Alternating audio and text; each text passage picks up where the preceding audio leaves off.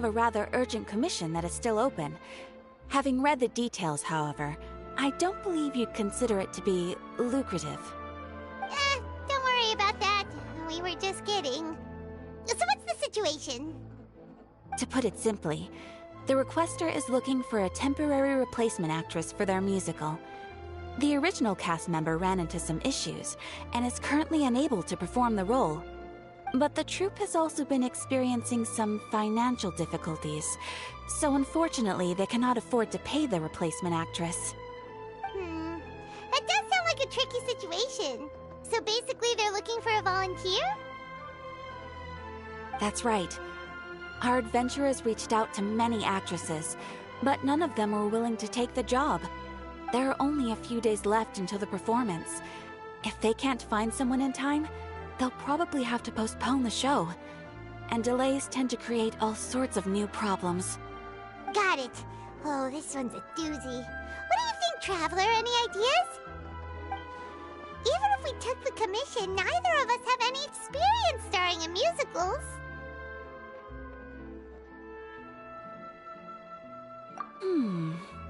If you're interested in helping, why not start by having a chat with the requester? He's right over there. Maybe you can't fill the role yourselves, but you might be able to help him figure out another solution. Maybe there's something he hasn't thought of. Oh, it's that guy, huh?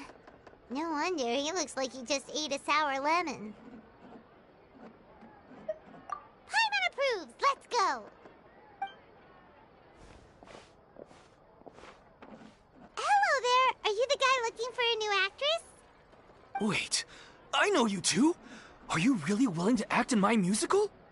Wow, sounds like we're pretty famous in Fontaine already. But to answer your question, neither of us have any experience in musicals. But we heard that you're in a bit of a bind, so we figured we could at least try to help you think of a solution. Ah, I see. It's okay. I knew that asking for a volunteer was a long shot. If we can't find someone to step in, we'll have no choice but to cancel the show. It would be such a shame. That's the thing. We're not some high-profile theater troupe, just a group of amateur enthusiasts. All our sets and props are very crude. We're grateful enough just to get an audience, never mind ticket fees. If we had a way to make this profitable, things might have turned out differently. But now, it looks inevitable that we'll disband. Disband? You're splitting up the troupe? Oh, I guess the lady at the Adventurers Guild didn't tell you? Yeah, this is supposed to be our final show together as a troupe. One last show. And after that, we go our separate ways. So we were really hoping to end on a high note. Nobody wants things to just fizzle out. Not after all the time and effort we've invested into it.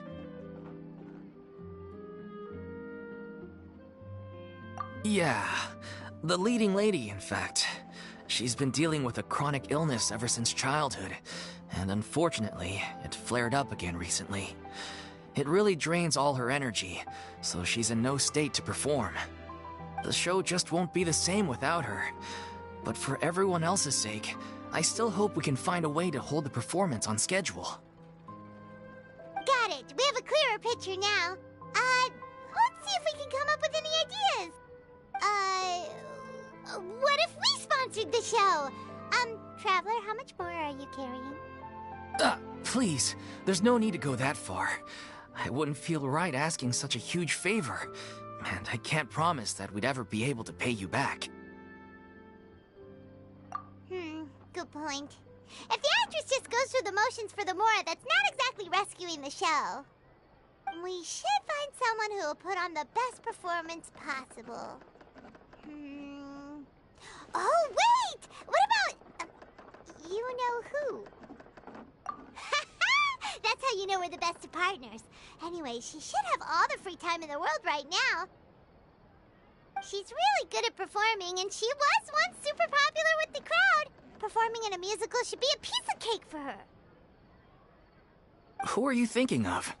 Sounds like someone famous. Her? You're... That was a joke, right? Nope. Paimon doesn't actually know if she's performed on stage before, but Paimon's confident that she'd be really good at it. You're not wrong there. She has actually performed in a number of big-name shows before. They were one of the reasons she was so popular. But even if she's no longer the Hydro Archon, it's not like she's suddenly a commoner. She's still an idol to many people in Fontaine, including myself. I just think Lady Furina might feel a bit out of place in an amateur troupe like ours. Well, yes, but... Fair enough. I mean, if she was actually willing to, then of course I'd be honored to have Lady Furina star in our show. I'm sure the rest of the troupe would be delighted too. I'm sure everyone in our troupe has probably dreamt of performing on stage with her one day. Of course, it all depends on whether she's interested. She might consider this opportunity beneath her. No point in stressing about that. We'll only know if we ask her. And besides, things are different now. There's no reason for her to be all high and mighty anymore. Thank you for your help. I guess I'll just stay here and wait for the good news. Good luck. Wait, where does Furina actually live nowadays? She used to live in luxury at the Palais Mermonia, but she's, moved out, right? As it happens, I have her current address here. I can provide it to you. Woo! When did you get here? I came over when things were starting to sound more promising. I thought I should be at the ready in case my assistance is needed. It is my duty to support commissioners in any way I can. Thank you, ma'am. Thank you so much. Well, now that we've got the address, we'll go find Furina. Back in a jiffy.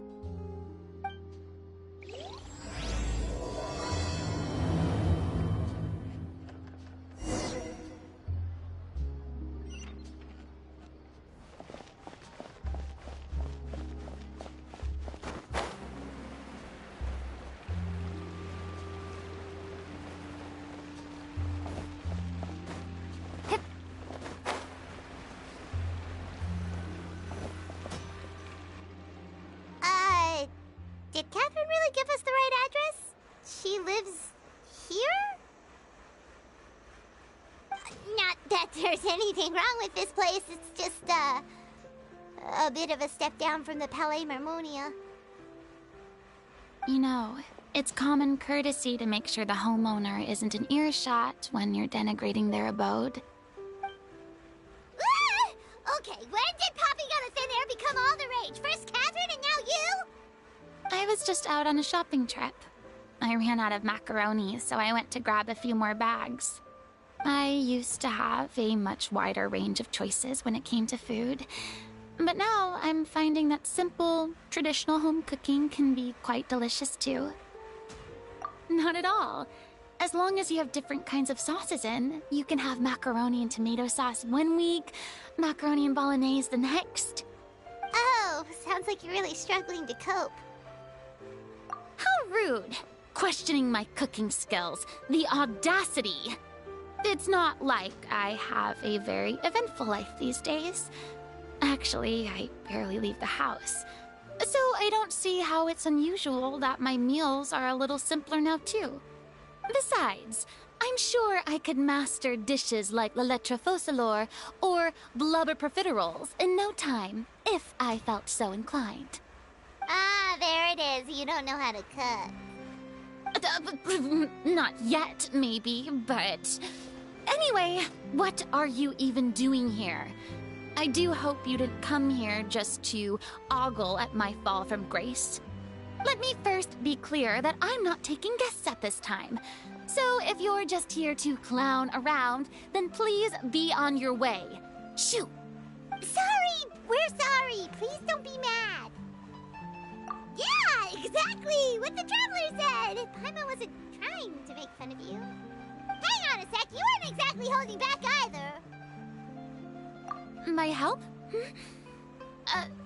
Well, maybe you're forgetting that I'm no longer the mighty Hydro Archon.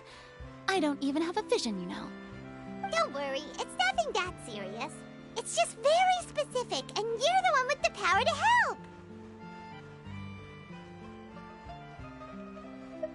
Oh? Well, if that's the case, then fine. I'll spare you the lecture about your attitude just now.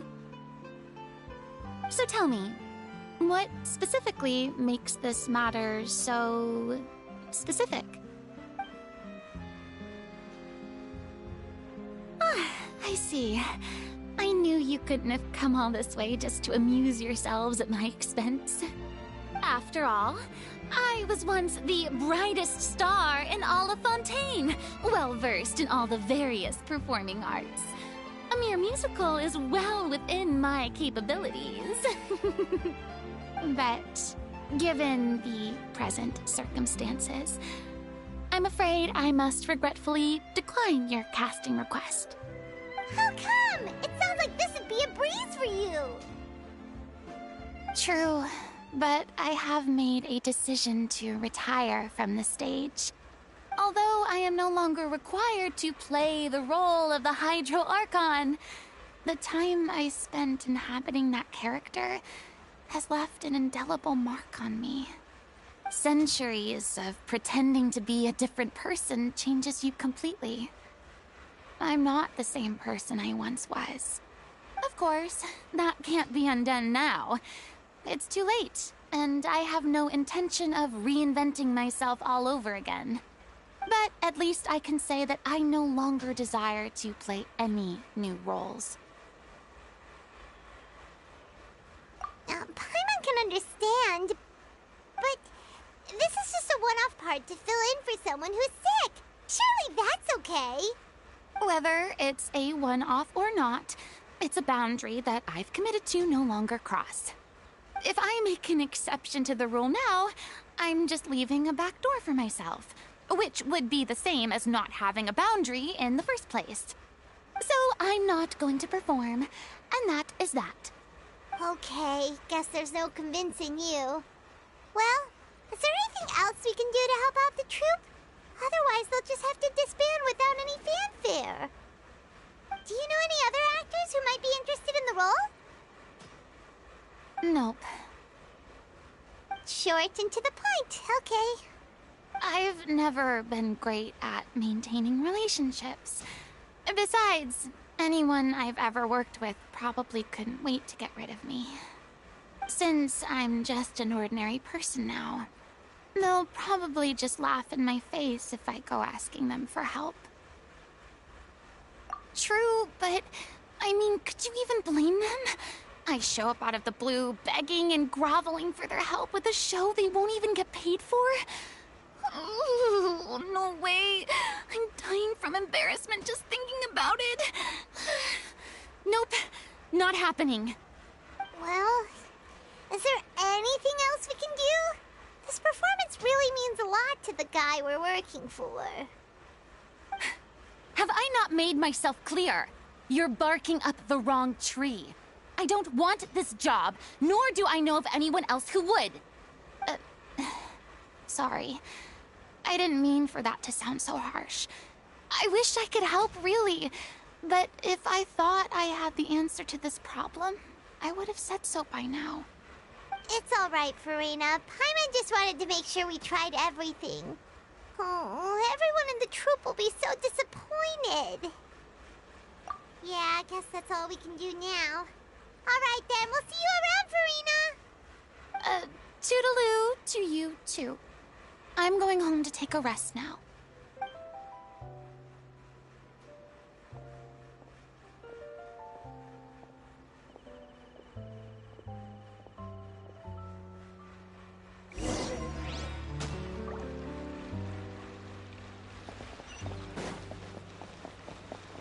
It's too bad, but we have to respect Furina's decision.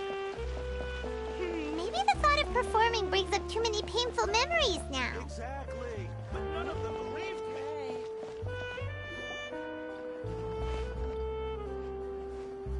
Huh? What's going on? Are they arguing?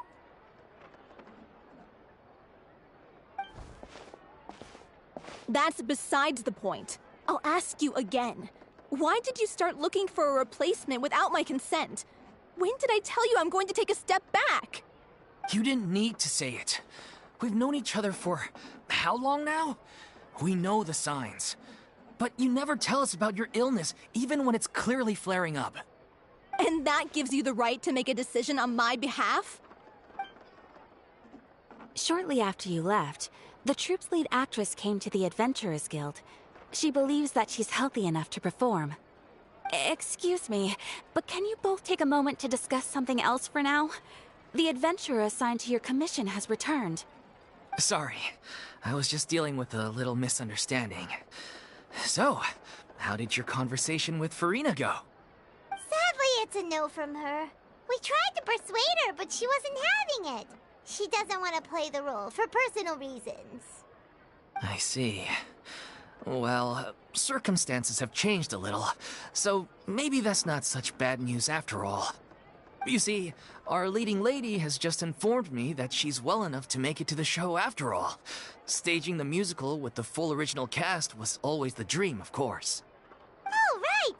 Sounds like everything worked itself out then.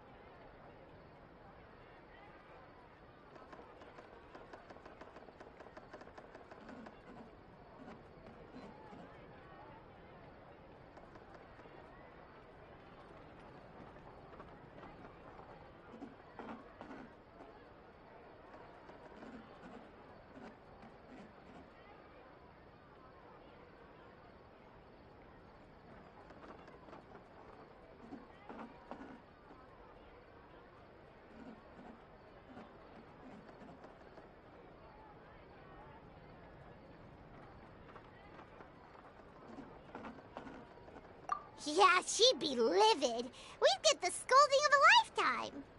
Jeez, is Lady Furina really so harsh with people?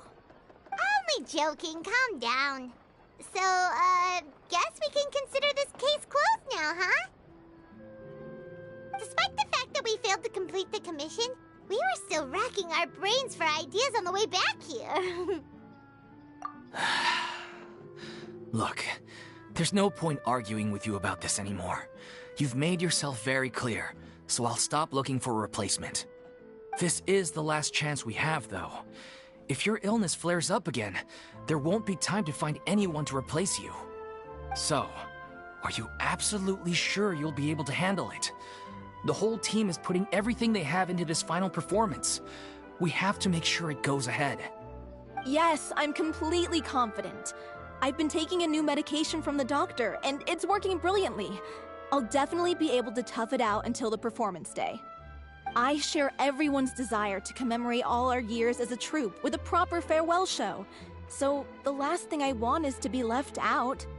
Every one of us thinks of this troupe as their home, myself included. You're right. I'm sorry. I let myself get too worried about the show. I should have asked for your permission first. All's well that ends well. Sounds like the show will go on.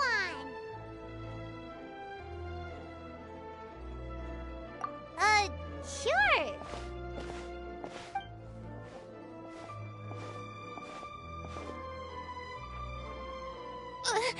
Hey, how did you... I was just passing by because I realized I forgot a couple of items on my shopping list. All right, I'm coming. No need to drag me.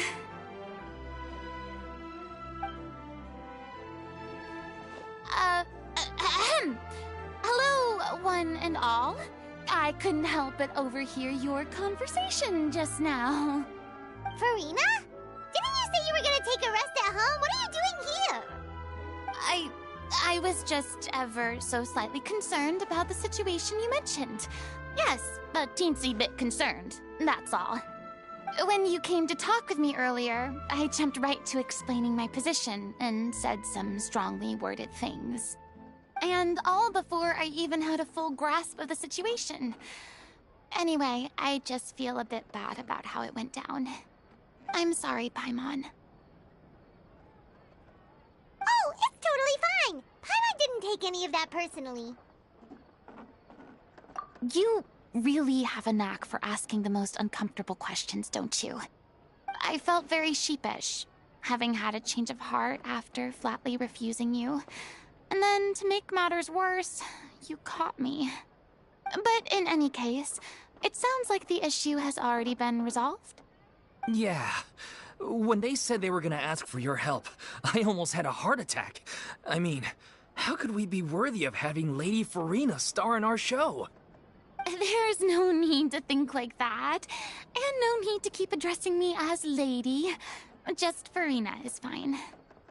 I was wondering, if this troupe is so important to all of you, why does it have to disband? If the difficulties are purely financial, then there must be a solution. You could put the shows on pause while you look for a sponsor, for instance. Everyone seems so devoted to the troupe. I'm sure if you keep chipping away, you'll find a way through. We all want to believe that, but some things are just beyond our control. Everything's been going downhill ever since we lost our director. She was the heart and soul of our troupe. She kept us going. Her name was O'Reilly, and she was the founder as well as the artistic director of our troupe. And tragically, she was a victim in the serial disappearances case. What? That's actually how I recognized these two. It was all thanks to their efforts that the true culprit was brought to justice. But still, no sentence can bring our director back to us. She was a loyal fan of your performances, Miss Furina. They were what first inspired her to get into musical theater. She rallied many people around her who were destitute or had lost their sense of purpose in life, and convinced them to join her troupe. She wrote her own scripts, acted on stage, and mentored each and every one of us. People loved our performances back then. We seemed to be going from strength to strength. Things were really looking up for us. And then disaster struck. Yeah. After that, the entire troupe fell into disarray. None of us know anything about script writing, let alone how to handle the business side of things. We've been doing the best we can. But despite our efforts, things are slowly but surely falling apart. It's agonizing. But ultimately, we'd rather end things now on our own terms than stick it out to the bitter end and watch all our dreams turn to dust. Oh.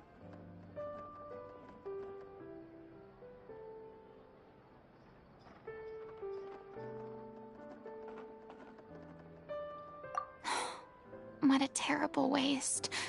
A gifted artist from humble beginnings, who achieved so much and no doubt had much more to give. And then her life was so cruelly taken. I suppose it's fair to say then that this final show, besides being your farewell to the stage, is also your final gift for her? Yes, exactly. We all miss her terribly. Well, good thing I followed the Traveler here. After hearing this tragic tale, I can no longer stand by and do nothing. Furina. I know what you're thinking, but I by no means plan to cross the boundary I've set for myself. Besides, they're no longer looking for a replacement anyway. I can, however, provide some artistic guidance from the vantage point of a highly experienced audience member. But only if you feel this is something that would help, of course. Oh, most definitely. We'll take any guidance that you can give. We unfortunately don't have any budget for a consultant, though. Will that be a problem? I don't need any compensation. All I'd ask in return, if you're willing, is that you tell me some more about the life and work of your late director. Something I've begun to realize since my departure from the Opera Epiclese is that there's a lot you don't see when you observe everything from on high. The law only judges criminal behavior and does not weigh human emotion. The court's verdict can settle the question of criminal liability, but what about all the unresolved emotions of the parties involved? What happens to them? An interesting answer. But if you ask me, I think all emotion shall ultimately return home to the heart and slowly settle with the passage of time. Take, par exemple, how this troupe pines for their late director. Things such as this I have never witnessed before, and so I should like to observe, perchance to understand. Huh. Still a fan of your old dramatic monologues then, huh? You just want to get back in on the action, don't you? No. This is a completely different situation. Pearls before swine. Ah, the name's not Swine, it's Paimon! Would you be willing to join me?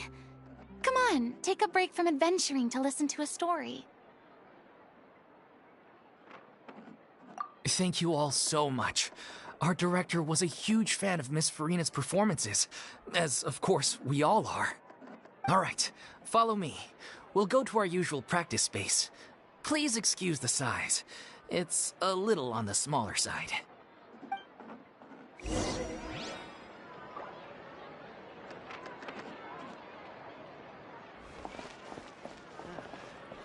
Oh. There'll be an extra few minutes.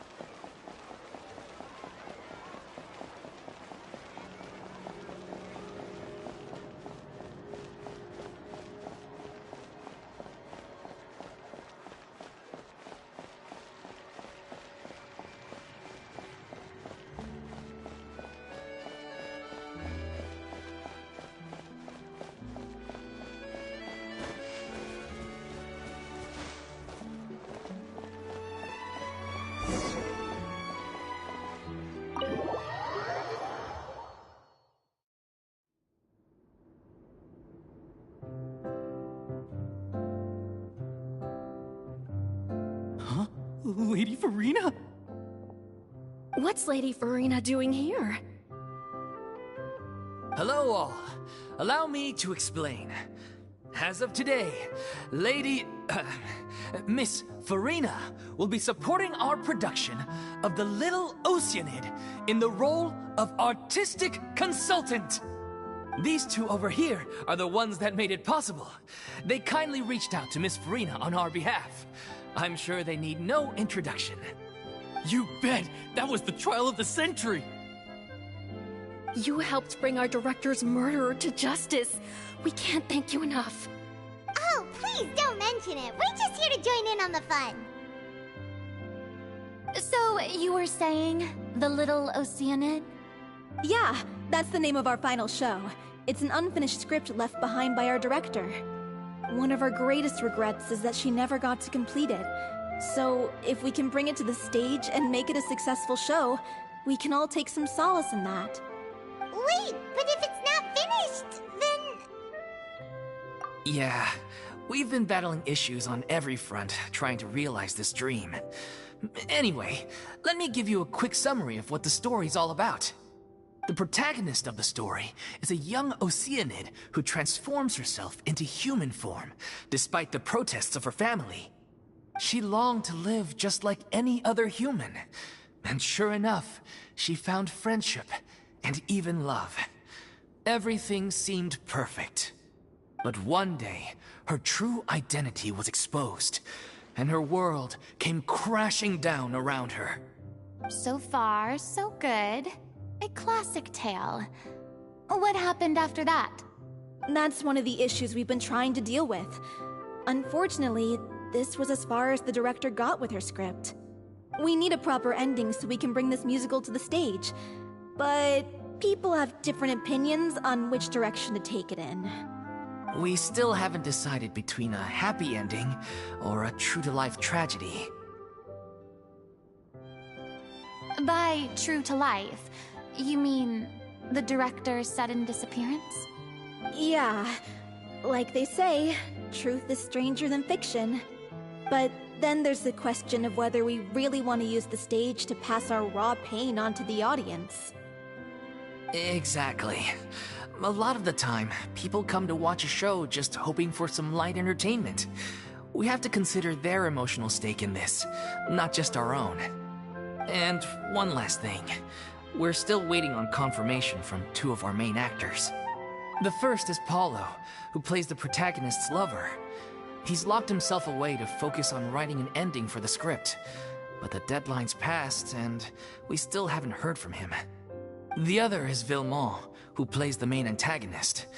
He took the director's death pretty hard. Hasn't set foot in the city since. He did write to us, promising that he'll be there for the final performance, but we haven't seen or heard from him since. So we're not really sure what to make of that. Huh.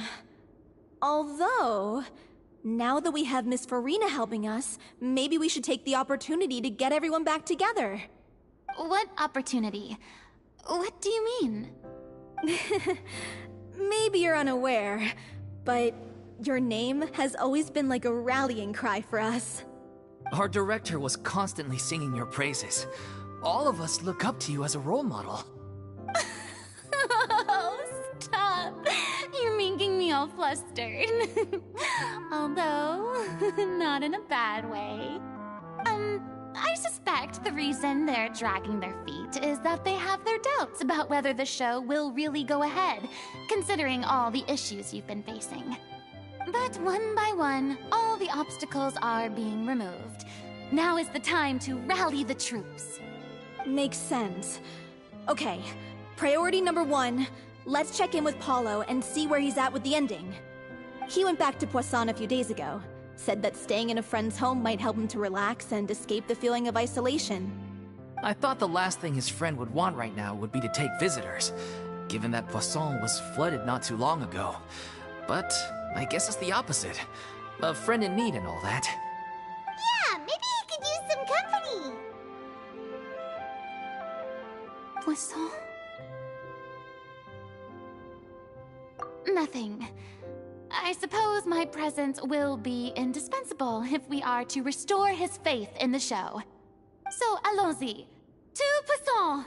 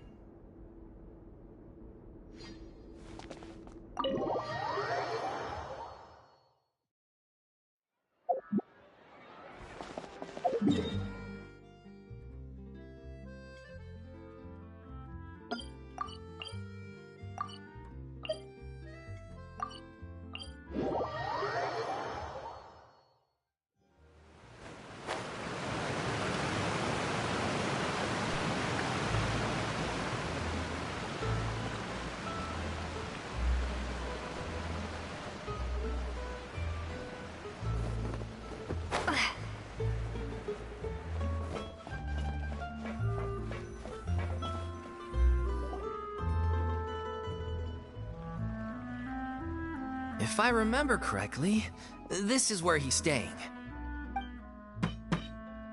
Who is it? It's me. Is the script ready? You came all the way here for that? All right. Forget that for now. Just come on out. We've got some great news. Nice try. Look, just give me some time, okay? I'm just wrapping up this last part of the script. I'll be out once I'm done. Okay then. Looking forward to your masterpiece. So, as expected, he's missed the deadline. The ending is one of the most important parts of the show. Even once he's done, it isn't final until we've all had the chance to read through and make sure we agree on it. Someone told me they'd just seen you in Poisson. I assumed it was a case of mistaken identity, but sure enough, here you are. And Furina, too.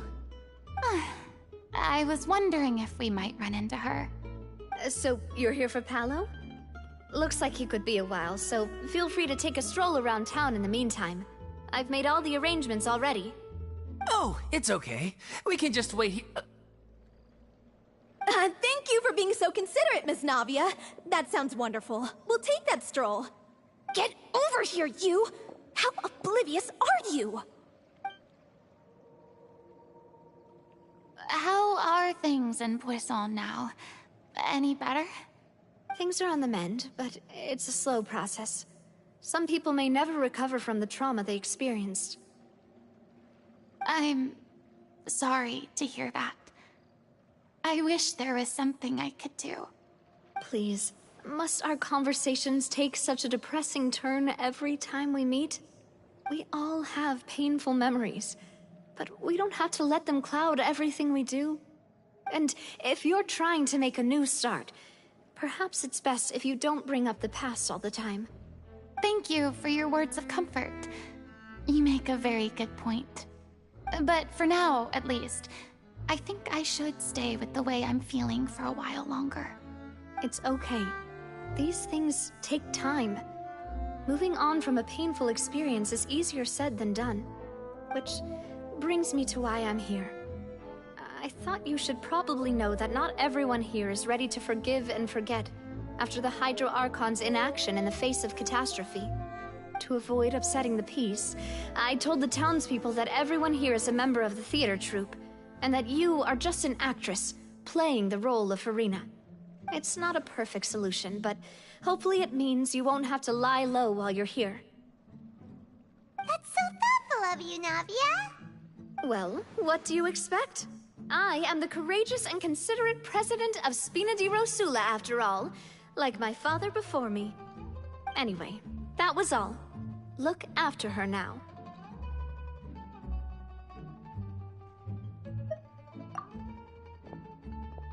Off we go then.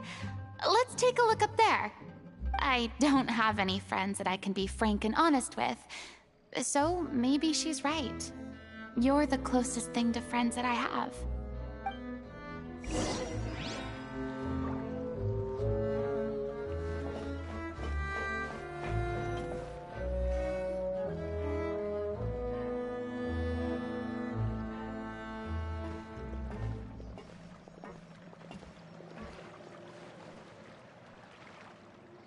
I'm so grateful that Miss Navia was so understanding.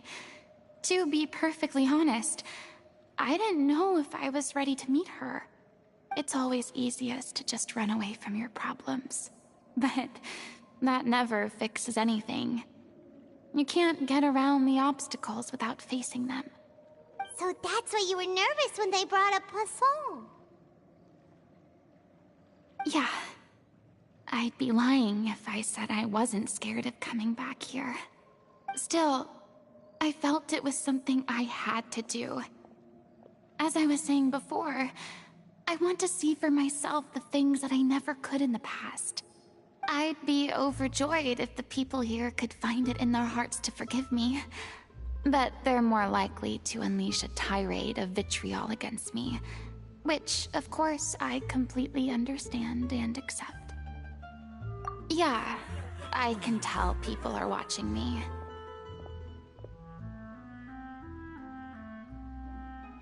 I'm sure some people here see the idea of someone coming to Poisson dressed as the Hydro Archon as extremely disrespectful.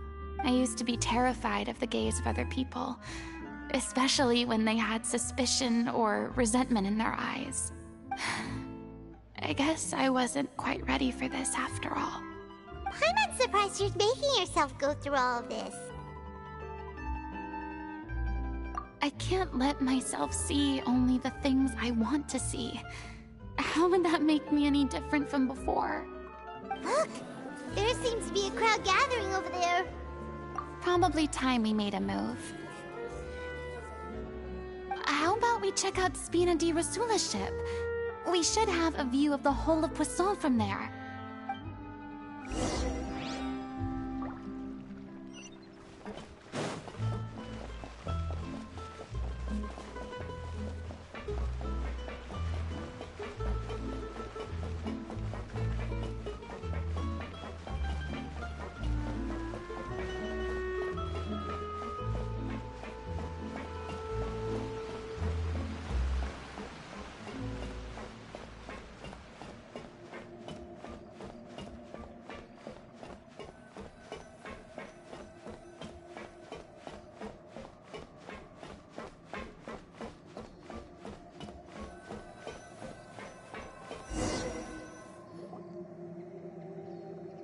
I'm sorry.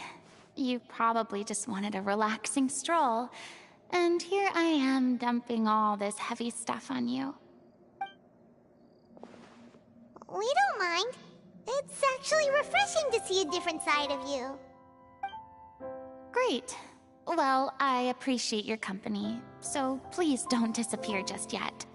I don't know whether you can tell, but the years of suffering and loneliness aren't the only reason I have a hard time facing up to who I used to be.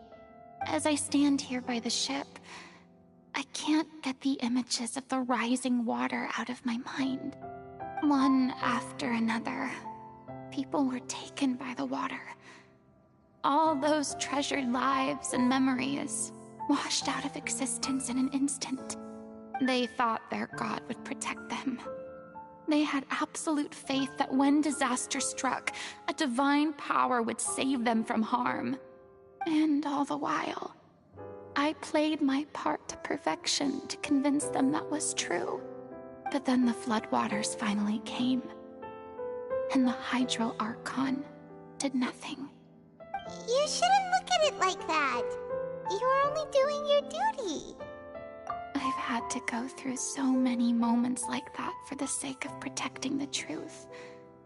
As time went on, it got harder and harder to bear, and I became more lonely and isolated. Eventually, I realized I had nothing left except the truth.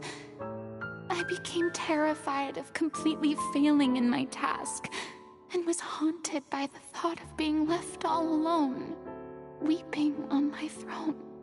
Fortunately, we were able to avoid the worst-case scenario thanks to the help of heroic individuals such as yourselves. Everyone rose to their responsibilities, and I finally regained my freedom. But on some level, freedom also means no longer being needed. I have no further use to people. Paimon would have never imagined you'd see it that way. Reward? I guess so.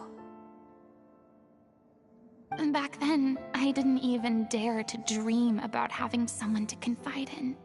I was scared of someone recognizing me for who I truly was, and exposing the secret I swore to protect. Believe in the Furina you see on stage. She is the one you can trust. I had to keep all my feelings, all my curiosity about life to myself. No one could be allowed to know. That's what I really meant when I said I'm no good at maintaining relationships.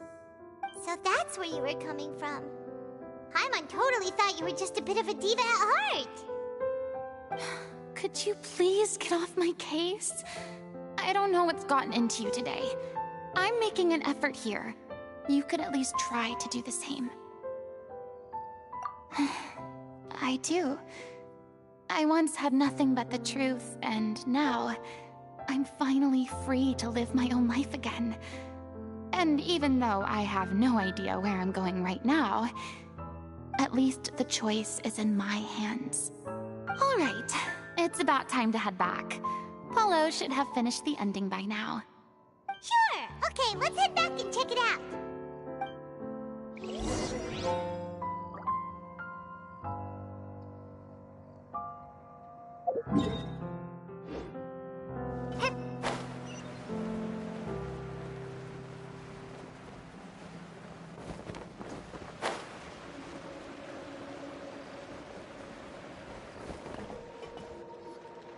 Didn't you say you needed to watch what you eat? You're supposed to be cutting down on fried foods, not wolfing down copious quantities of fish and chips, you know? Come on. It's not every day we get to dine at Spina di Rosula's expense. Can you believe how generous she is? I'm not about to pass on free food. Anyway, my character doesn't need to be slim and good-looking. That's your job. Are you kidding me right now? It's not your character's health I'm worried about, it's yours. I've spent my whole life battling the effects of ill health, and it kills me to watch you willingly ruin yours by filling yourself up with junk all the time. Oh no, looks like they're arguing again. We're back! Could you maybe put your differences aside for a moment? Ah, you're back. We've been enjoying Spina di Rosula's VIP treatment in your stead. Paulo's nearly done. We shouldn't have to wait too much longer. Great! So you were discussing your characters, right? We heard she's playing the Oceanid who turns into a human girl. What about you? Me? I'm an Oceanid too. He was originally supposed to take the form of a crane, but he outgrew that role. Well, the costume at least. So now he's playing the boar instead. Sorry. The boar's not a bad character, actually. He's the one who raises the little Oceanid, yes? That's right. He has some pretty memorable lines too, like when he imparts some solemn words of wisdom to the little Oceanid. If you become human, you can reveal your secret to no one. You will face suffering and loneliness. Is this truly what you want? Wait, that sounds kind of familiar. It's the most important line in the whole script. I think it's a symbolic statement about our director's life and legacy. She kept quiet about all the trials and tribulations she faced in running our troupe, allowing us to devote ourselves fully to performing. It was only after she was gone that we realized how tough her job really was. You mentioned earlier that the troupe is like your home. Yeah. I was born with an incurable illness, and once my family found out it couldn't be treated, they decided they didn't want me anymore. I spent some years taking whatever work I could find and trying to manage my illness with various medicines. But whenever I had a bad flare-up, I'd be lying in an alleyway for days at a time. It was like that until the director found me one day. She told me I had a great voice and asked if I was interested in studying singing from her. I said yes. She took me under her wing, taught me to both sing and act, helped me find Mora for my meds, took care of me when my condition decided to flare up. I know it was all a huge burden on her. She sounds like a really incredible person. She really was. She gave everything she had to her troupe and the people in it. All of us were so proud to call her our director. I was a lost child too when she found me. As the child of a murderer, my parents weren't around when I was little, so I got sent to an orphanage. The other kids were always picking fights with me. They'd say things like, "Come on, you must be pretty tough if you're the son of a murderer." It was just to taunt me, though. I was an easy target, and they knew it.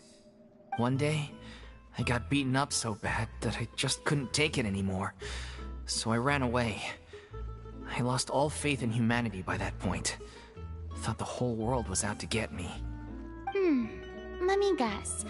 Fortunately, the next person you ran into was the director. Yeah. For the first time in my life, I was somewhere I felt safe. And I promised myself I'd stay here until the day the group parted ways. The day you hoped would never come. How times change. Oh, you're finally done? Get your butt over here. There's someone I need to introduce you to. This is our new artistic consultant, Miss Farina. Farina? The Farina? Oh my god, how did you manage to wrangle that? Please, the honor is all mine. I was profoundly moved to hear about your troupe and your wonderful director. I just wanted to do something to help. Same here! Even so, this is just... Oh, wow. I'm sorry. I'll try to calm down. Now, where was I? Ah, yes, the script, of course. Let me give you a rundown of how the story unfolds in my version of the script. I'm sure you're already familiar with the beginning of the story. A little Oceanid decides she wants to become a human, against the wishes of her family. She finds love and friendship in the bustling city. But then, disaster strikes. The people start to notice that all the fresh water in the surrounding area is slowly disappearing. The soil is becoming arid, plants and flowers are withering, and the people begin to panic. The little Oceanid, Cleo, and her lover decide to do something about it, and investigate the truth of the matter together. In the end, they discover that all the waste and pollution created by humans over the years has caused the fresh water to flee the land, as if driven by a consciousness of its own. Consciousness? You mean the water is sentient? Water as a conscious entity. There's actually quite a few stories that explore this theme. Since the little Oceanid is a water spirit, she immediately understands how the water is feeling. She then tells her lover about her true identity, as well as the truth behind the crisis. Her lover accepts her for who she is, and works with her to find a way to bring the water back. However, unbeknownst to them, there were some people eavesdropping when she revealed her secret. The little Oceanid is accused of being directly responsible for driving the water away, and faces the greatest dilemma of her life. And then? In the end, she makes the brave decision to sacrifice herself to save her lover, and the rest of humanity. Huh? But didn't they all treat Cleo like a villain? Why would she want to save them after that? Well, she mainly wanted to save her lover, plus everyone who'd stood up for her. Through her love for her human partner, she was able to find an even greater love, one that extended to all of humanity. Surely the biggest strength of Cleo's character. There's actually something else that bothers me. You know the protagonist is supposed to represent the director, right? And she never had the chance to become a hero in our world. If we're serious about dedicating this show to her memory, we should make the ending as true to life as possible. What about if the little Oceanid is hounded to death by people who hate her, her lover makes sure her secret never gets out, and humanity continues down the path to extinction? That sounds like too cruel of an ending to me. And perhaps a little irresponsible to present to the audience. That ending would be a perfect mirror to Director Aureli's death, both arbitrary and meaningless. On the day when she went missing, Director Aureli had instructed us all, somewhat out of the blue, to leave the court of Fontaine and wait for her outside the city. We waited and waited at the rendezvous point, but she never came. By the time we returned to the city, she disappeared without a trace. We looked for her. The Gardamex looked for her, but she was nowhere to be found.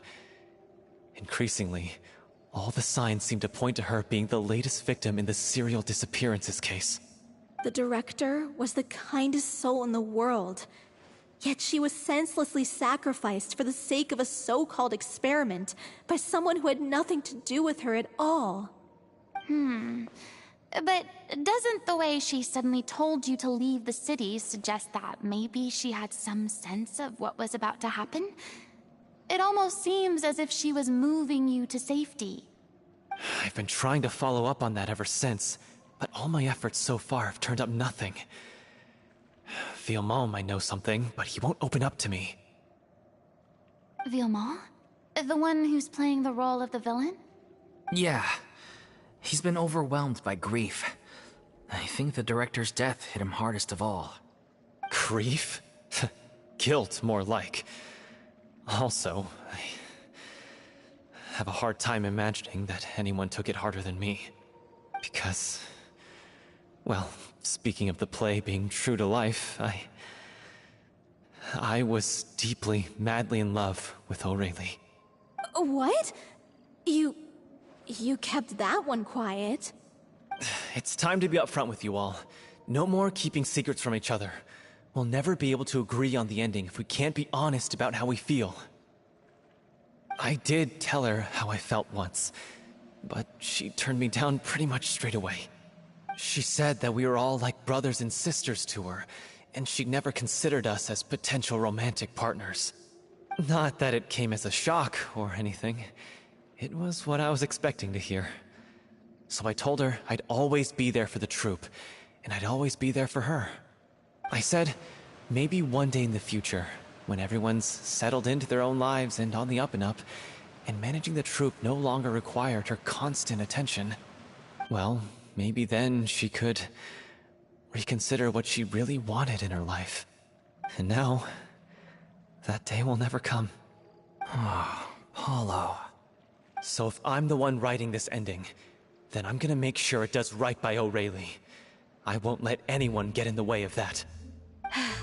In that case, you have to straighten things out with Vilmont once and for all, face to face. We've all had our differences of opinion over the ending, but those two have never seen eye to eye on anything.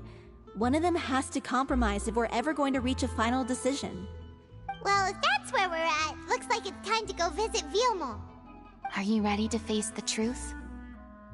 Honestly, I'm slightly terrified. But for the sake of our final performance, I'll do whatever it takes. Funny you should ask, though. You really do get what I'm going through right now. I certainly do. Come on, everyone. Allons-y!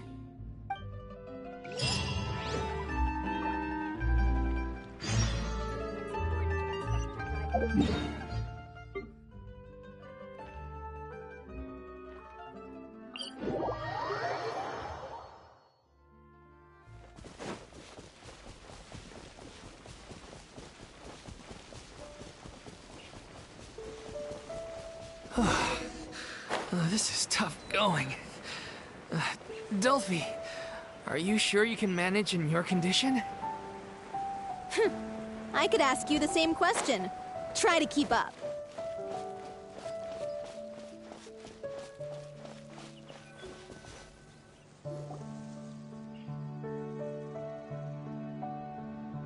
Ugh, as if this journey wasn't tough enough already without a roadblock. Don't worry. We should all be fine with the Traveler here. We don't need to take a detour.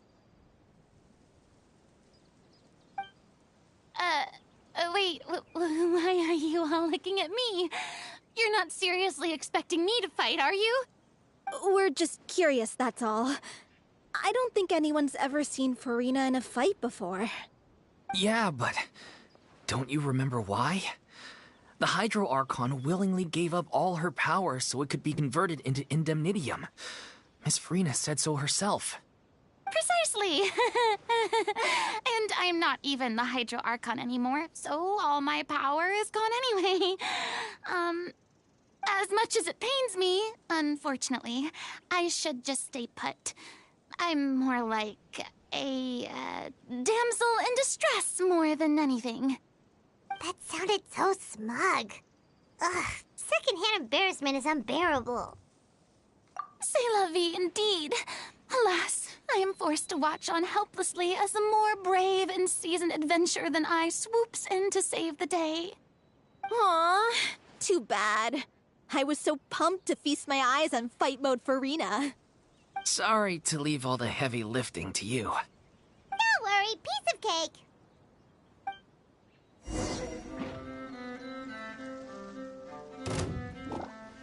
Scatter! By royal decree! Time for retribution!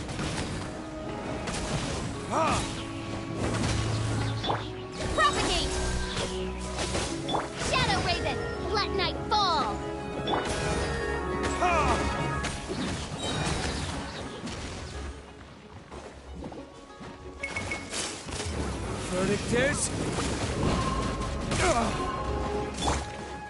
Terminate! Oz, reveal thyself!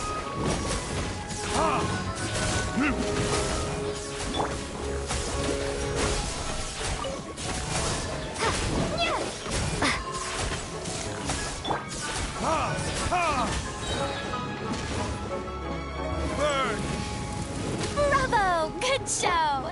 You certainly live up to your reputation. Yeah, thank you. Anyway, the path is cleared now, so onwards and upwards.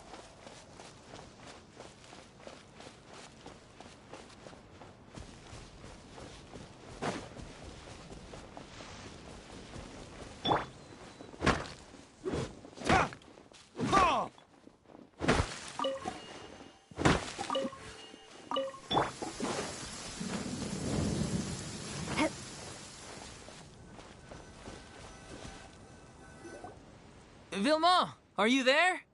Huh? Oh, it's you guys. Wait, what's Lady Farina doing here? I can explain. We've been rounding up the whole troop. We now have everyone except you. So, you think knowing the truth about the director's disappearance will help you write an ending to the script that pleases everyone?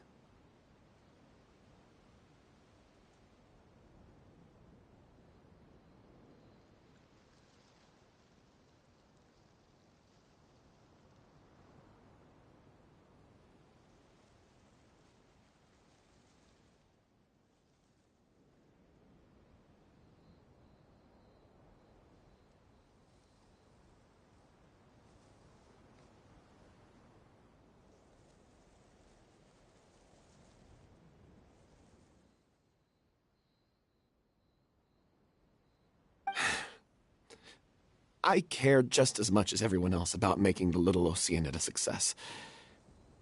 That's why I wanted to wait until after the show. If I open this can of worms now, I just don't want to make things difficult between us. We're supposed to be a unit when we're on stage.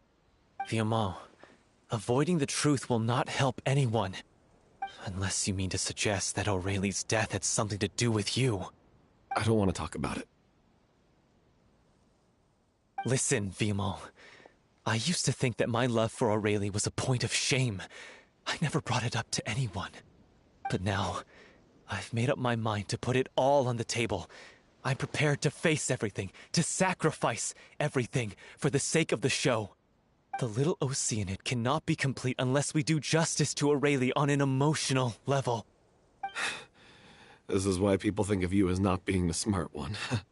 As you all know already, the troupe was kept afloat not from ticket sales, but donations from the audience.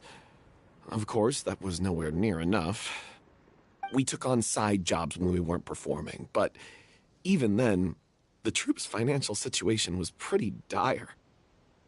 So, anyway, one day after a show, a merchant came to me and offered us a huge sponsorship. In return, we just had to provide the audience with their drinks during performances. It seemed like a win-win, so I said yes to it on the spot without consulting the director. It was only when the merchant came to deliver the goods that I realized the drink in question was synth. Isn't that the drink peddled by the culprit behind the serial disappearances case?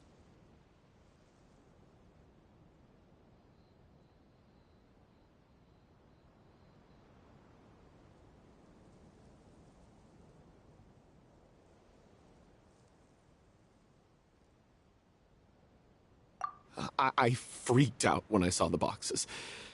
And I told the director everything right away. She was completely shocked as well. But she didn't reprimand me for making the decision without consulting her.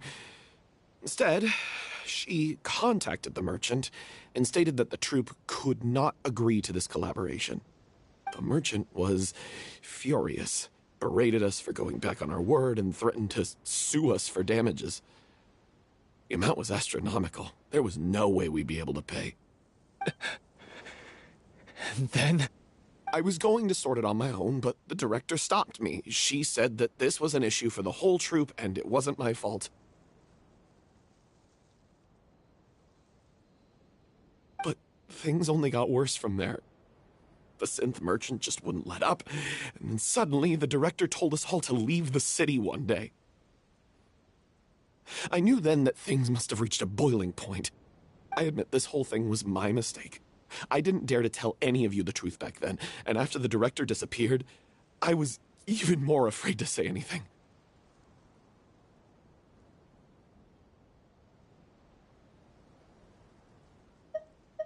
Yeah, I got Aurelie killed. There, I said it. Happy now? Hey, don't say that. You traitor! You knew Aurelie was in danger. Why in God's name didn't you tell us? What do you mean, you were afraid? This was a life and death situation. We could have saved her! How could you be so stupid? Please, try not to get too worked up. Yeah, listen to him. You need to stay calm. Stay calm? How can I stay calm? This guy got Aurelie murdered! She was the love of my life! And he has the gall to try and high-road us, claiming that he kept his mouth shut for the sake of the show! How about taking some responsibility for what he's done? All I can say is I'm sorry. Truly. I wanted to apologize to everyone in the troupe, but that won't bring back the director. What good is my apology now? I'm just a coward who made an awful, terrible mistake that I can never take back. Beat me up if you want. Kill me if you prefer. It's what I deserve. End my life.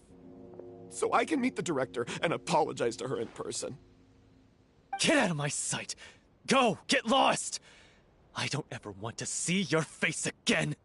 That's enough! You've screamed and shouted at each other for long enough. Now pipe down, both of you! Can you stop conflating the show on stage with your real-life relationships in the troupe? You keep saying that you want to use this final performance to pay tribute to your director and celebrate her life. How can you do that if you're just using it as an excuse to vent your own emotions? You're right. I'm sorry. On stage, the lead role is the focal point of the audience's attention. And you're all used to seeing the director as the heart of the troupe. But in her own life, her greatest desire wasn't to be the center of attention.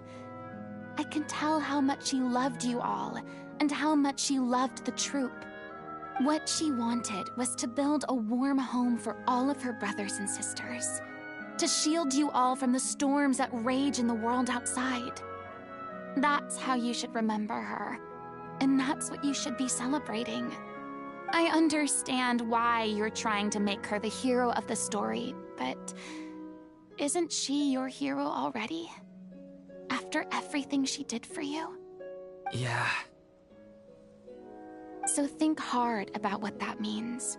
And then think again about what you hope to achieve by arguing with each other. If you really hate each other and can't reconcile your differences, then you could just call it quits now. Why bother with the final performance if the group is already fractured? But you can't bring yourself to do that, can you? You care too much about Director Aurelie and the home she built you all to let go. What are you laughing at? I don't see what's so funny. Sorry, I didn't mean it that way. It's just that, for a moment there, it felt like our director was back with us again. If she'd seen Paulo and Villemont at each other's throats like that, she would have scolded them exactly like you did, in that same stern voice. Really? But she sounded like such a gentle person. Of course she was. Even her harshest lectures came from a place of kindness, and it showed. She really was a truly outstanding person. What you said, it really puts everything into perspective. I'm truly sorry. I really meant for this to be a genuine apology, but I ended up making it all about me and my self-pity. It's all right. Let's save all this for after the performance. So, the ending. What are we gonna do about it? Clearly, everyone needs to take a step back for now and reflect on what really matters. When emotions are running high, things get lost in the fray. The end of the story needs to focus back on Aurelie herself. She's the true star of the show. What do you mean? The Traveler is right. You once investigated that underwater synth base and recovered items belonging to the victims. If you could find anything that Aurelie left behind, perhaps we can get a better sense of what she went through in her final days. You really think that's possible? I trust that nobody would object to the ending of the story being based on Aurelie's true feelings. No. Well, we'll leave this in your capable hands. Come, let's pay a visit to the Palais Mermonia. The rest of you, head back to the rehearsal location for now, and wait for our good news.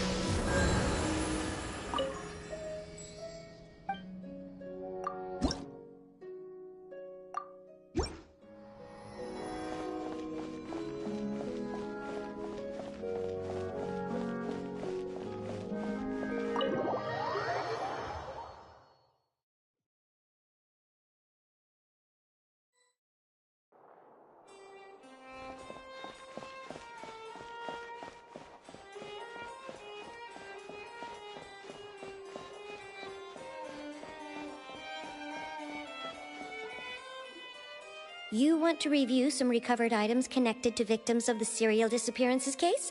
But, that case has been closed for quite a while now. Still, since you were the ones who discovered and submitted the evidence in the first place, you don't actually have to submit an application. Okay, please hold on. I'll have someone dig them out.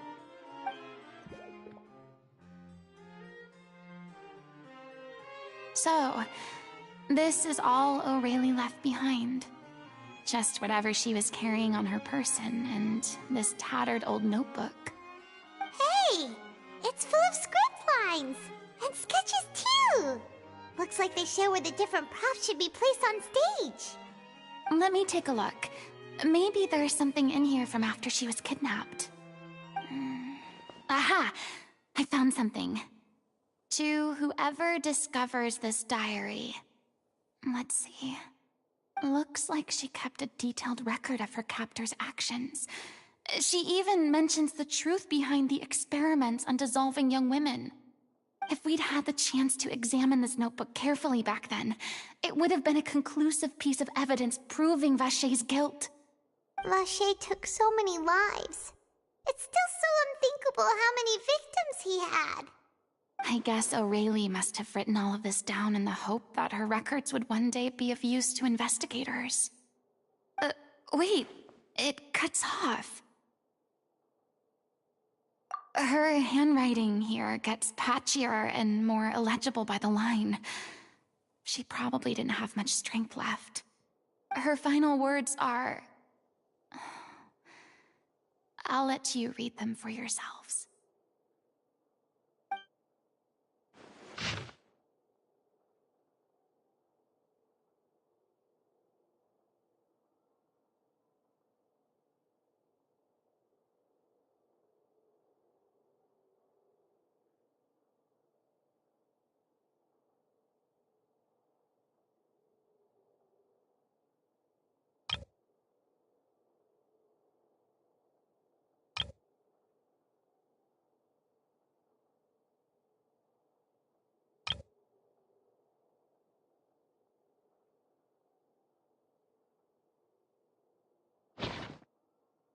She was so terrified.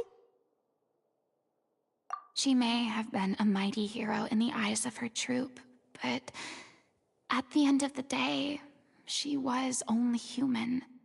I can't bear to think how painful and lonely her final days must have been. Wait. This part on the last page sounds strangely familiar.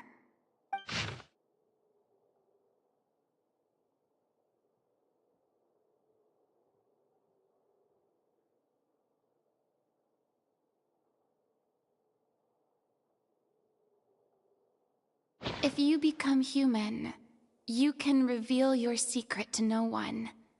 You will face suffering and loneliness. Is this truly what you want? Isn't that the most important line in the Little Oceanid? Because I am an older sister to them. Oh. So she didn't regret her decision.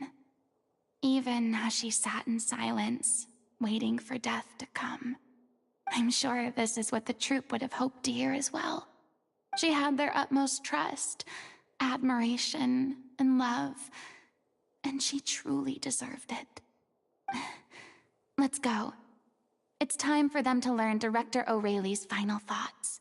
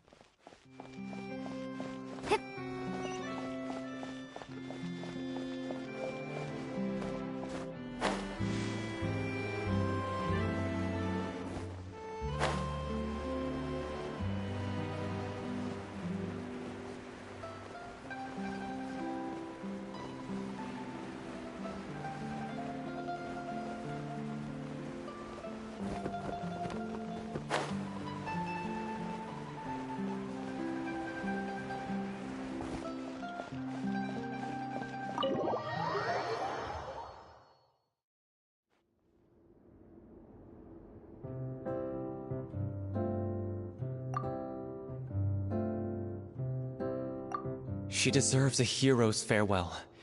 If that's the only way to convey to the audience the courage and selflessness that she showed in the face of death, then it's a meaningful way to end the story. Even in the last moments of her life, she was still leaving a trail for others to follow. She did her best to protect as many people as possible, even if it meant sacrificing herself. We know what choice our little Oceanid would have made now. I don't think any more discussion is necessary. Well, Vilmont, if we put the past aside for now, do you think you can bring yourself to go ahead with the show? I will channel all my regret and put it into my performance, to make this a show worthy of our director. I won't ask for your forgiveness, and you don't need to worry about my feelings. This final farewell show should be about Director O'Reilly and her alone. Then it seems like we've reached a consensus. I have a feeling that this will turn out to be the most mesmerizing performance of your lives. Really? How can you be so sure when you've never even seen them perform before? Don't underestimate my experience. After watching a countless number of musicals, I've learned one important thing. If you want to move the audience with your music, you must fully commit and immerse yourself in your role, pouring all your emotion into your performance. And aren't human emotions, love, hate, regret, and hope, just the most mesmerizing things in this world? I don't believe anybody could be more committed to bringing this story to life on the stage than they are now. Thank you for the vote of confidence, Miss Farina. And thank you for supporting us through all this. Then, let's not delay things any longer. We need to discuss the details of the ending and get it nailed down once and for all. Actually, before that, I'd like to make a proposal. During the curtain call, please allow me to use the director's name instead of my own. Huh? But then... After all, this role was originally meant to be played by the director. I'm just filling in for her. Besides, a role commemorating her life should be associated with her name. Well, if you're sure you're okay with that, I have no objection to it.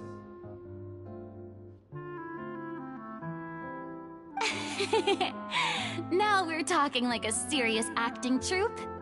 All right, I'll leave you to fine-tune your musical while I go and procure a stage.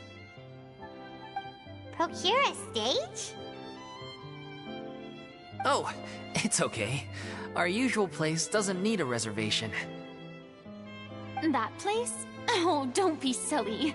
For an extraordinary show, we need an extraordinary stage. By which I, of course, mean the Opera Epiclese. Whoa, wait, what? No. That's never going to work. It's far too fancy for the likes of us. What are you afraid of? Surely you don't think that Aurelie's story is unworthy of the grandest stage in Fontaine. No, that's not what I meant. It is supposed to be your grand finale, right?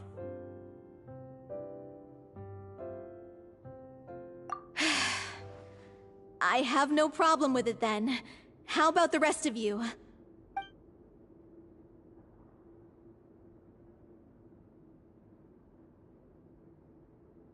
I'll take your silence as a yes. Thank you for giving us this opportunity. It really is a dream come true. Well, then don't disappoint me. If you mess this up, it'll reflect poorly on me too. Come on, we'll need to get the go-ahead from Neuvillette. I know just where to find him.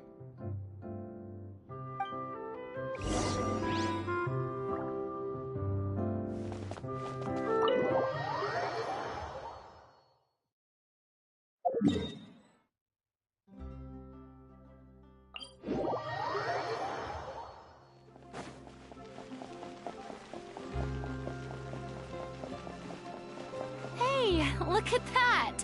Looks like I guessed right. You were just guessing?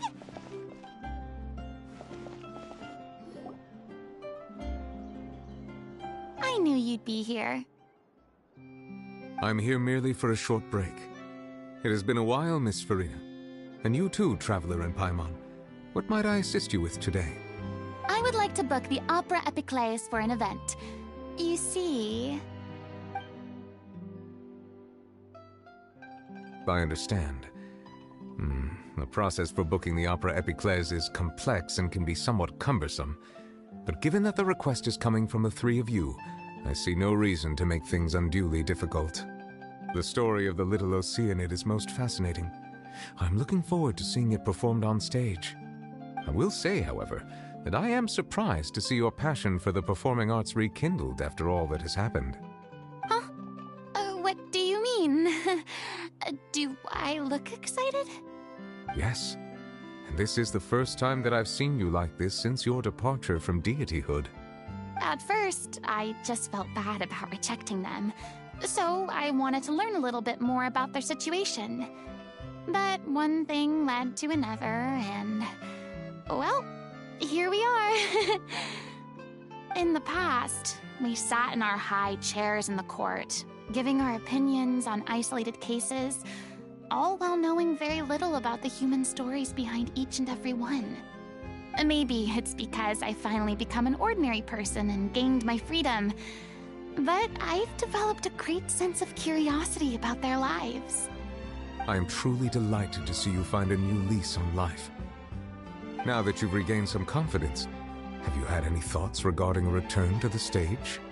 Why would you suddenly ask a question like that? Well, if the Little Oceanid turns out to be a great success, it will no doubt become a classic. Many theater companies are certain to add it to their repertoire. The experiences and decisions of the protagonist, Cleo, are all modeled after your own. Naturally, this makes you eminently suited to playing the leading role. It would truly be a shame if you did not take this opportunity to allow audiences to enjoy your outstanding acting talents once more. Haven't I already made myself clear? I won't act or perform in any role ever again. No exceptions. Nor do I think it is any great shame. There is no lack of fine actors or inspirational stories, either on or off the stage. This experience is a case in point. I feel like I've learned a lot, and it has already been well worth the price of admission. I must admit, though, I'm a little envious. They're quite fortunate to be able to bid farewell to their past in such a magnificent manner. I see. Well, I'm glad to learn that you have found a role to play that you enjoy, be it on the stage or not. I sincerely hope the show will serve as the grandest of finales. I will have my staff book the date and mail the relevant paperwork to the troupe once the details are confirmed. Thanks, Nervalette. You are very welcome.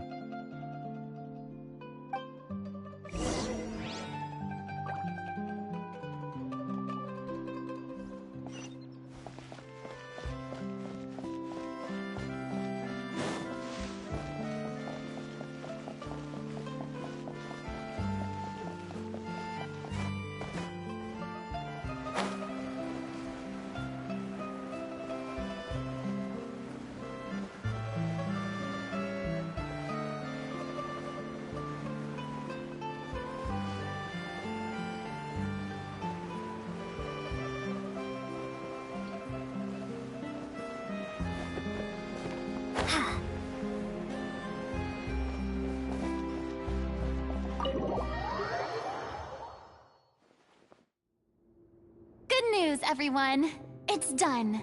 The Opera Epiclese is booked. Thanks to my eloquent and impassioned speech, Monsieur Nervalette was moved to provide us with a fitting stage for this special performance. We've had to fight every step of the way for this opportunity, but we now have all of the ingredients necessary to stage a truly spectacular performance. A touching story, a magnificent venue, and last but not least, a passionate and dedicated cast. Now, let's work together and make this show the best it can be. This is truly wonderful. The sooner we can finalize the ending, the more time we'll have to rehearse. Fiamma and I just went over some parts of the script and tweaked a few things. I think it's really going to resonate with the audience now. Wow, you two had a constructive conversation? That's great! Communication is vital to any good performance. Look at us! We've come so far. I never could have pictured this scene a few days ago. It's amazing! Even though Furina's still being a bit of a drama queen about it all, she's really fired everyone up! Please feel free to give us any comments or suggestions you have. We really value your input. Hey, Loic, get over here. Time to practice the opening number.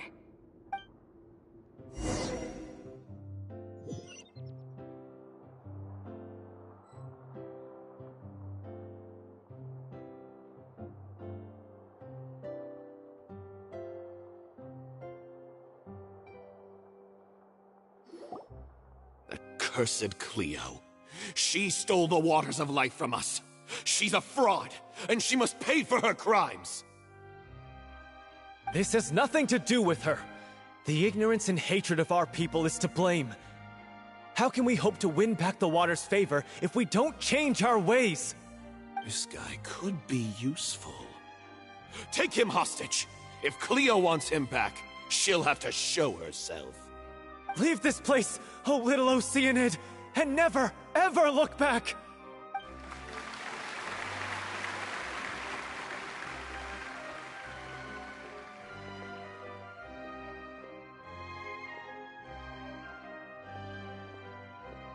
Everyone's really throwing themselves into their roles.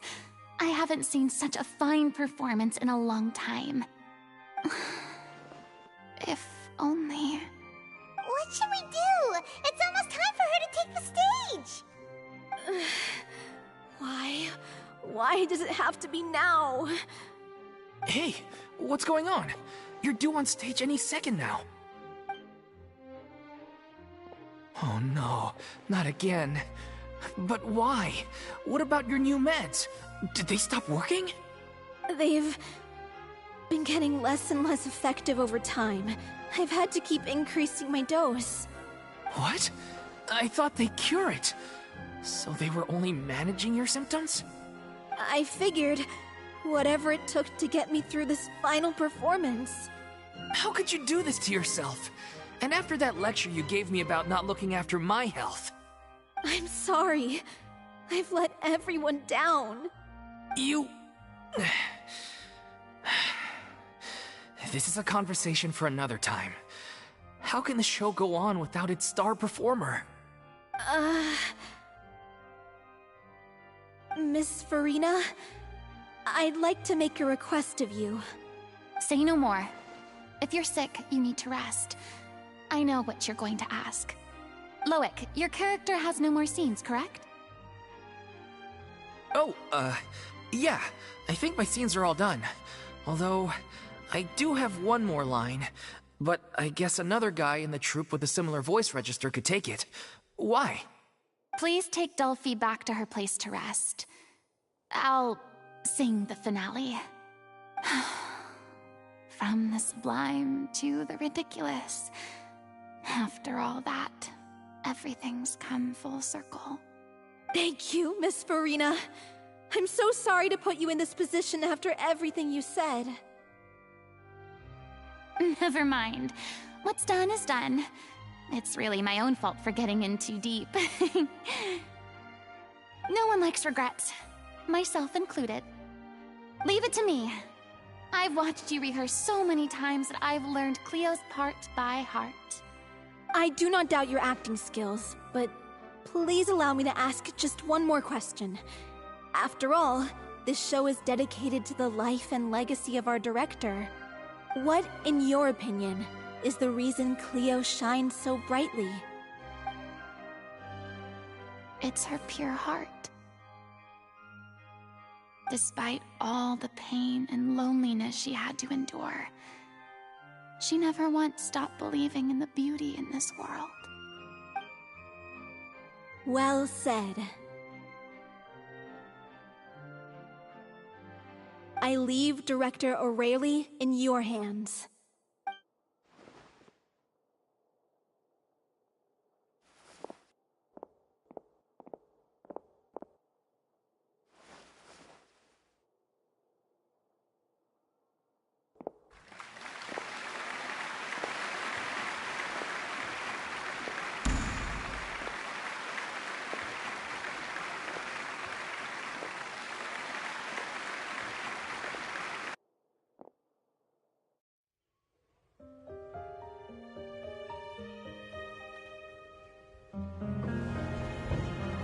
Is she here yet? Will she get here? She's not coming! You're wrong. She's here.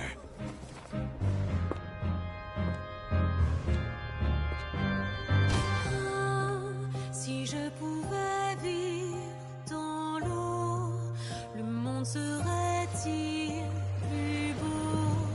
Me pardonneras-tu, ô chère mère? L'eau dans son courant fait danser nos vies, et la cité elle est nourrie, ainsi que toi, mon doux amour. But what about your wish? My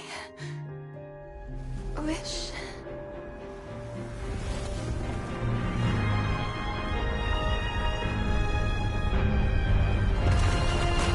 If you become human, you can reveal your secret to no one. You will face suffering and loneliness. Is this truly what you want? Le grand amour ne suffit pas, seul un adieu fleurira. C'est notre histoire de vie, douce et amère. Moi, je serai toujours là, à voir le monde et sa beauté.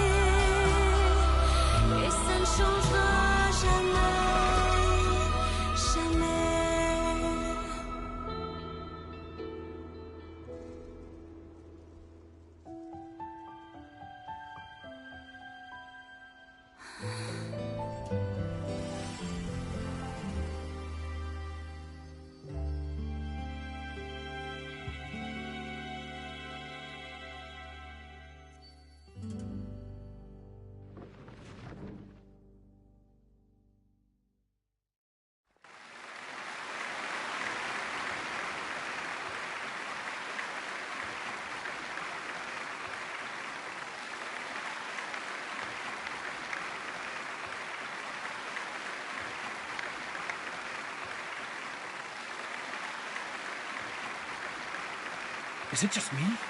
Or was that Lady Farina on the stage just now? She hasn't been seen for a while now, and she just appears out of nowhere? Gotta say, though, her acting skills are as superb as ever. The little Oceanid, Cleo, played by Aurélie Fumont.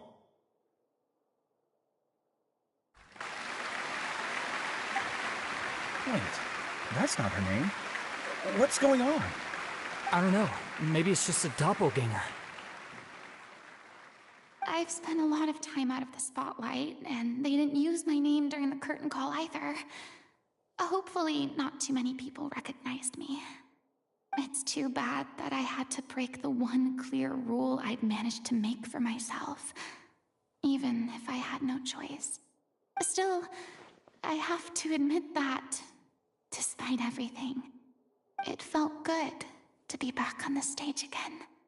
Finally, we would like to give a special thanks to our artistic consultant and event coordinator, Miss Farina. Hey, that's not what we agreed on! Oh, so it was Farina after all. She's back! Honestly, what is he doing? He should have run that by me first. All right, calm down, don't be mad. This was a group decision. We just didn't want your contributions to go unacknowledged. After all, it's been the rule in Fontaine since ancient times that everyone's work, visible or invisible, is equally deserving of recognition. Yes, I know the rule, but it should still be applied on a case-by-case basis. I wasn't ready for this yet. It's no big deal. What's the worst that could happen? Oh, yeah? Well, since you think it's so easy, you can sign them for me. This is a great chat and all, but can we talk about that crazy thing that happened during the show? It nearly gave Paimon a heart attack.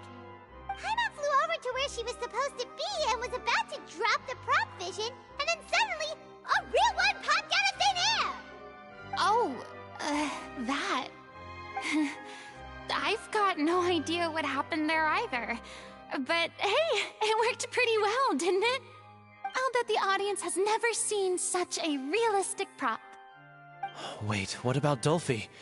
I wonder how she's doing. Oh, let's go check on her as soon as we finish clearing the stage. Yes. Plus, she'll definitely want to hear how the end of the show went. If nothing else, we can safely say that we accomplished what we set out to do.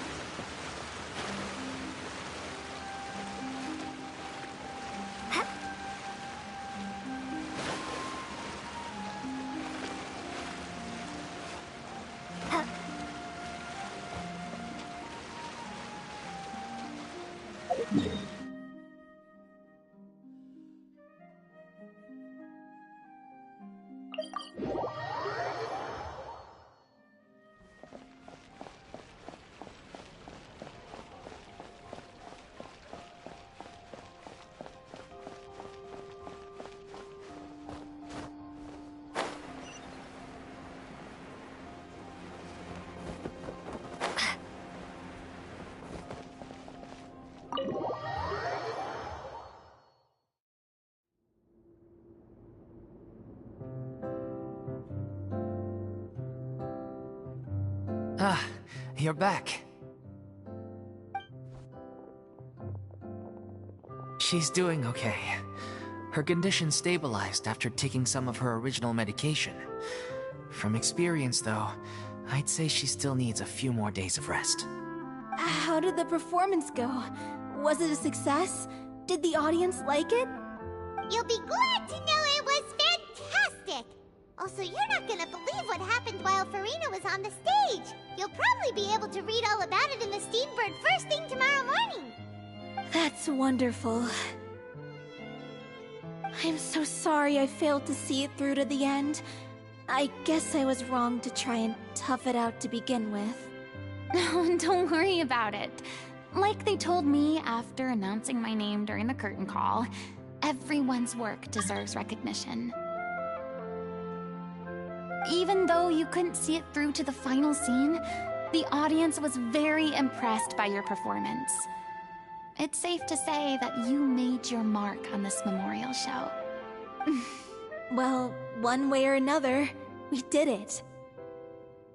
I've had bad luck ever since I was born, so I never expect things to go smoothly in life. I'm just happy to know that we went out on a high note. That's all that matters. Blaming your bad luck again, are we? Maybe if you didn't push yourself past your limits so much, your illness wouldn't be flaring up all the time. Oh, don't you start. I don't have the energy to argue with you right now. Aw, you two clearly care a lot about each other. I don't know what you're talking about. You mean we never stop arguing with each other?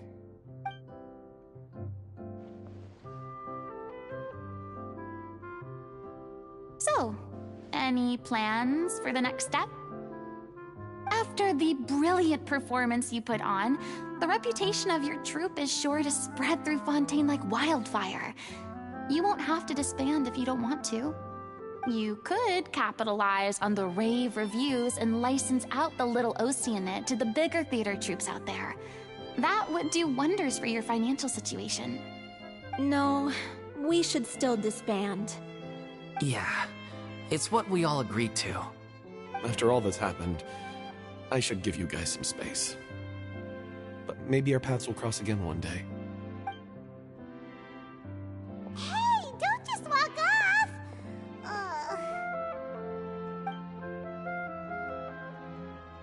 I still want to keep performing, so I might join another troupe. After watching Miss Farina's performance, I think I'm starting to understand our director's infatuation with musicals. You should do it. It suits you. I'd originally hoped to keep performing too, but I don't know if my health will allow me to. Oh, so now you finally got your priorities in order. I guess I'll hold off until you've properly recovered as well. What about you, Miss Farina? Any future plans? Well, frankly, I think a return to obscurity is no longer an option for me. I'm sure a slew of consultancy requests will hound me wherever I go, until I finally acquiesce. You rather sealed my fate there with your special thanks at the end of the show. Sorry. It's quite all right. No need to apologize. What I meant to say is that this whole experience has shown me that perhaps I'm not as averse to a return to the stage as I previously imagined. Maybe Neuvillette was right. Maybe Cleo is the right role for me. I still don't wish to pretend to be someone else, but I do have a desire to express myself. So, maybe the show will go on for me after all.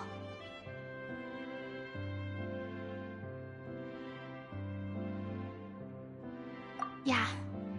There was once a time when I was an actress in a masquerade, seeking only to hide the truth.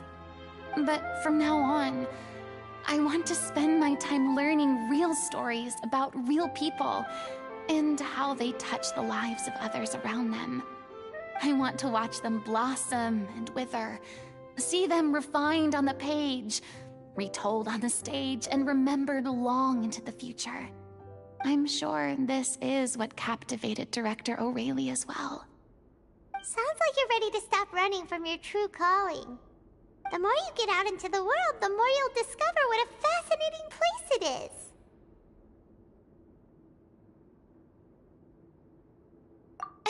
Then it's a deal. If a vision is a gift from the gods, then I should do my best to honor it.